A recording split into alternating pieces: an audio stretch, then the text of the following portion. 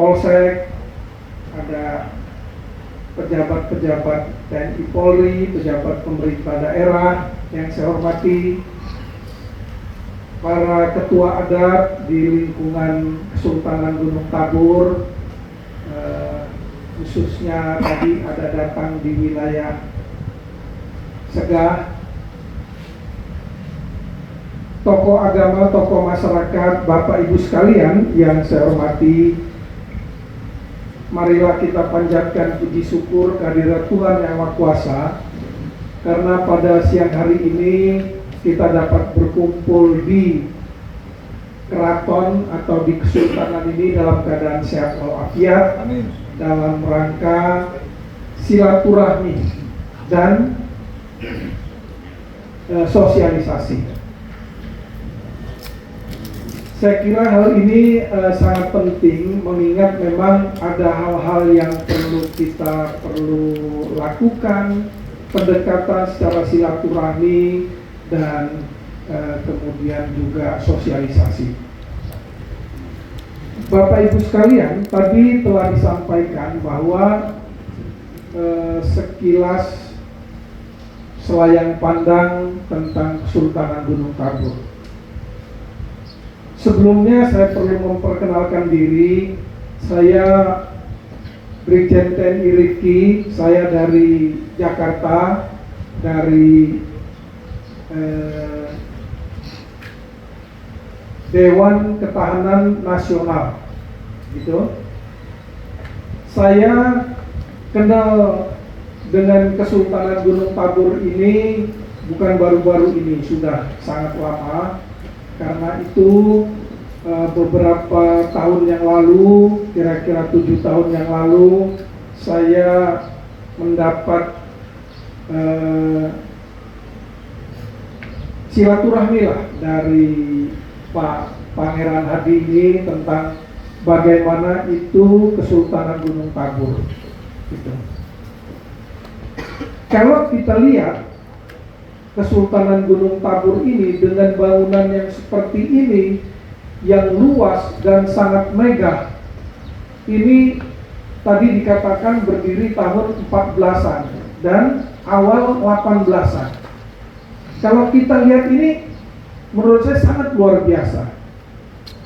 Tidak banyak kesultanan di Indonesia itu yang megah seperti ini. Dan dalam perjalanannya tadi dikatakan ada sultan yang ke-9, Sultan Ahmad Maulana Khalifatullah Jalaluddin, itu telah meninggalkan wasiat yang sangat berharga dan secara hukum bisa dipertanggungjawabkan, saya kira. Karena itu kita patut bersyukur bahwa ada wasiat yang masih bisa ditinggalkan secara tertulis dan secara hukum bisa dipertanggungjawabkan. Gitu. Nah, dalam perjalanannya setelah surat itu dibuat, beliau sampai dengan tahun 1951 memerintah di daerah ini. Pada tahun 1945 Indonesia merdeka. Pasca Indonesia merdeka, maka Presiden Republik Indonesia yang pertama itu telah mengumumkan bahwa seluruh kesultanan-kesultanan, kerajaan-kerajaan di Nusantara itu masuk ke dalam Negara Kesatuan Republik Indonesia. Dan itu telah diproklamirkan. Maka seluruh kesultanan, raja-raja itu berdaulat ke Republik Indonesia. Nah, tetapi hanya ada satu, yaitu Kerajaan Yogyakarta yang masih tetap eksis sampai sekarang. Selanjutnya, kesultanan tadi hanya bersifat sosial budaya. Itu. Tetapi saudara-saudara, hak milik kesultanan itu bukan berarti diambil alih oleh negara. gitu. Tetap menjadi hak milik kesultanan tersebut. Kalau kita lihat kesultanan di seluruh Indonesia seperti itu, kecuali kalau yang sudah tidak ada kesultanannya, keratonnya, atau hak waris-warisnya, itu. Sebagai contoh, Kesultanan Delhi, Sumatera Utara. Itu sultan yang sekarang ini memang masih anak-anak, tapi bapaknya dia itu adalah teman saya. Dia ketika itu waktu itu letnan sampai mayor, bertugas, meninggal.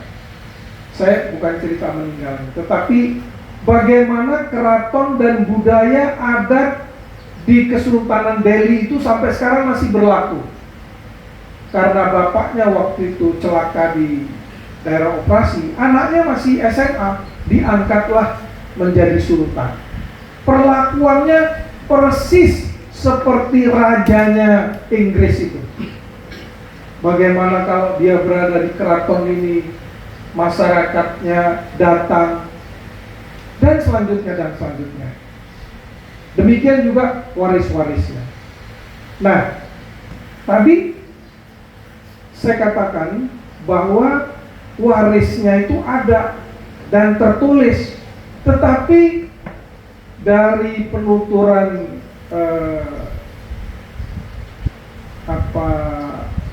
Pak Hadi kepada saya bahwa tidak sebegitu, gitu. Tidak seperti itu. Ini berbanding terbalik. Sebagai contoh, bahwa kami mempunyai lahan di belakang itu di Gunung Tabur yang ada legalitasnya, tetapi ditambang dengan perusahaan X dan tidak pernah mendapatkan imbalan dari situ. Nah, saya juga melihatnya memprihatinkan, padahal neneknya itu sangat kaya raya, terutama pada saat di bawah pemerintahan Sultan yang ke-9 Ahmad Maulana Khalifatullah Jalaluddin itu. Tapi kok bisa begitu? Nah, karena itu beliau singkat cerita menyampaikan dengan saya, Pak, mungkin perlu adanya bantuan, uluran tangan dari Bapak. Ketika itu saya dulu masih kolonel pangkat saya. Saya juga prihatin terhadap ini. Karena itu, oke, Pak Pangeran, saya bersedia membantu dengan syarat bahwa untuk kepentingan orang banyak, untuk atau agar dapat berguna bagi orang banyak, gitu. Nah, dari situ maka salah satunya yang saat ini adalah atau kenyataannya, baik itu tertulis maupun yang di lapangan adalah di kilometer 35. Di kilometer 35 itu ada 6.300 hektar, gitu. Patoknya ada, atau tanda-tanda di medannya itu ada. Saya tanya sama kerabat-kerabat kesultanan ini. Kemudian tanahnya ada dan mayoritas masih kosong, gitu. Terus sekarang gimana? Sekarang kondisinya banyak dikoridor oleh masyarakat atau oleh orang atau oleh pengusaha. Oke, kalau gitu perlu kita lakukan pendekatan secara baik supaya juga si pemilik dalam hal ini kesultanan juga punya hak di situ. Karena menurut saya, bapak-bapak itu sekalian, kalau itu berkaitan dengan tanah dan yang punya tanah atau ahli waris yang berhak itu tidak mendapatkannya, maka akan menjadi bala. Bahkan beberapa pengalaman saya itu maupun cerita dari orang-orang di kampung kita, banyak orang yang sampai mati gara-gara dia nyerobot, ngambil memiliki, bukan haknya, dan lain sebagainya. Gitu. Nah, karena itu saya tadi itu selaku keluarga besar yang saya katakan tadi itu, ya saya bersedia untuk membantu, gitu. Yang nanti akan dijelaskan secara rinci oleh pengacara. Jadi dengan latar belakang seperti itu, permasalahannya sudah jelas kita petani, maka saya untuk membantu menyelesaikan ini tidak mungkin melakukannya dengan seorang diri. Bagaimana selanjutnya? Maka saya lapor sama Pak Sultan, sama Pak Pangeran Hadi untuk minta bantuan yang bisa dilakukan secara legal, formal, hukumnya itu gimana, supaya tidak ada terjadi keributan, supaya tidak ada terjadi perselisihan dan lain sebagainya. Oke, kalau gitu adalah melalui pengacara, gitu. Dan mudah-mudahan bila tempat itu bisa dilakukan kerjasama dengan baik, maka akan banyak berguna, bermanfaat bagi orang banyak, dan menurut saya akan lebih banyak barokahnya, gitu. Nah, karena itu saya menunjuk pengacara untuk membantu menyelesaikan secara hukum formal tadi itu. Demikian juga kepada pihak-pihak atau orang-orang yang saat ini sedang melakukan penambangan di lokasi itu juga kami sengaja minta supaya pihak-pihak tersebut kita lakukan pendekatan sosialisasi secara kekeluargaan, karena menurut saya dengan cara kekeluargaan lah yang paling tepat. Saya cerita mengapa saya selalu mengatakan kekeluargaan. Cerita yang terbaru adalah di Kutai Kartanegara. Di Kutai itu ada satu lahan milik kesultanan, tapi ada iupnya. Kesultanan merasa bahwa itu milik kesultanan. Apa buktinya? Lahannya ada. Legalitasnya apa? Ada tulisannya atau kertasnya itu Arab Gundul. Kayak tadi ada pernyataan raja bahwa. Nah, kemudian ributlah seluruh kerabat-kerabat kesultanan dan ahli-ahli warisnya itu dengan pihak-pihak pengelola. Tapi pada ujungnya dimenangkan oleh kerabat kesultanan juga. Padahal satu, itu hanya legalitasnya dalam bentuk Arab Gundul, bukan sertifikat hak milik yang dibuat resmi zaman pemerintahan Belanda. Nah, artinya bahwa memang pihak ahli waris, si pemilik lahan kesultanan itu punya hak di situ, yang haknya itu cukup kuat. Apalagi kalau kita bandingkan kesultanan di sini dengan yang di Kutai, lebih jelas di sinilah ada keratonnya, ada orangnya, ada legalitas hukumnya, ada begitu. Oleh karena itu ada dua permintaan, tentu ada dua permintaan dari saya. Pertama adalah kepada pemerintah daerah, kepada aparat, tolong bisanya membantu para kerabat kesultanan ini agar kesultanan itu bisa hidup mandiri, bisa terlihatlah bahwa memang nggak mungkin para raja-rajanya dulu itu hanya memerintah kemudian dia makan tidur aja. Pasti meninggalkan suatu harta waris yang berharga.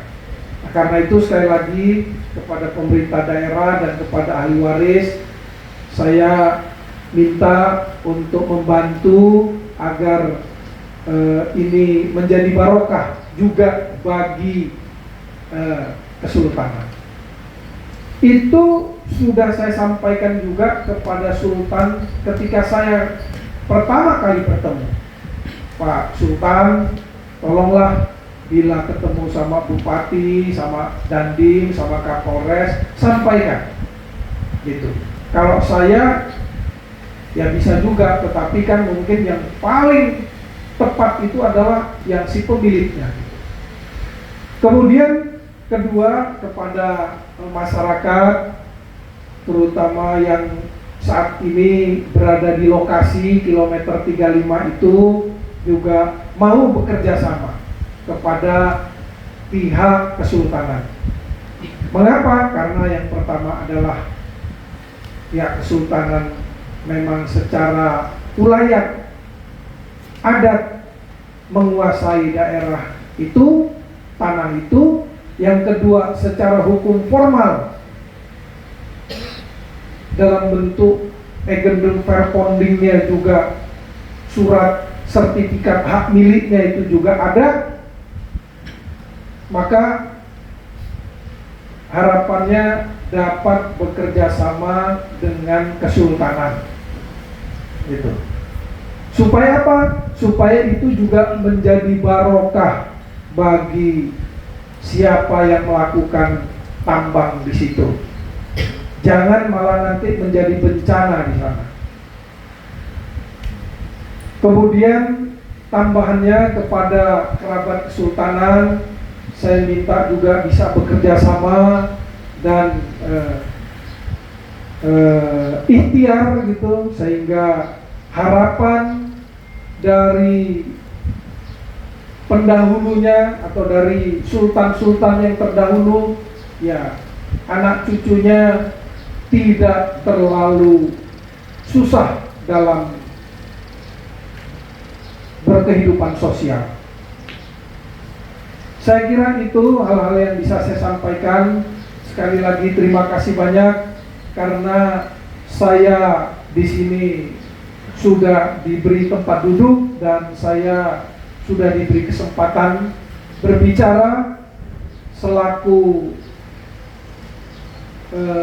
keluarga besar Kesultanan Gunung Tabur.